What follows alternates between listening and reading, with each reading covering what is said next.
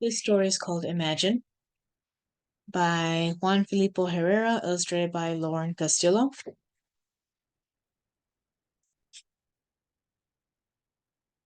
If I picked chamomile flowers as a child in the windy city, in the windy fields, and whispered to their fuzzy faces, imagine.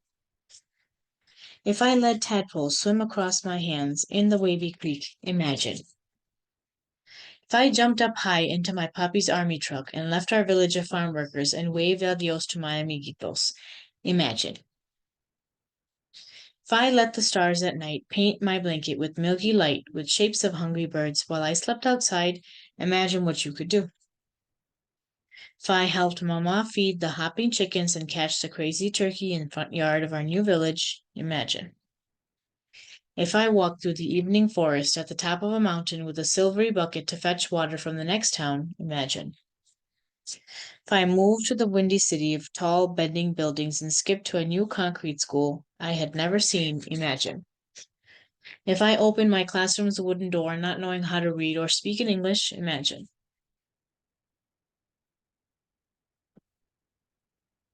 If I practiced spelling words in English by saying them in Spanish like pen, seal for pencil, imagine. If I collected gooey and sticky ink pens because I loved how the ink flowed like tiny rivers across soft paper, imagine. If I grabbed a handful of words I had never heard and sprinkled them over a paragraph so I could write a magnificent story, imagine. If I stood up in a school far away from where I lived and sang for the first time in front of class, imagine. If I started to write a poem on a skinny paper pad after school as I walked on the wide sidewalk and then finished it when I got home, imagine. If I picked up my honey-colored guitar and called out my poem every day until it turned into a song, imagine.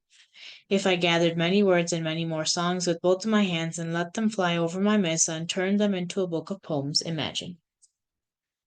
If I stood up wearing a robe in front of my familia and many more on the high steps of the Library of Congress in Washington, D.C., and read out loud and signed my poetry book like this, Poet Laureate of the United States of America, imagine what you could do.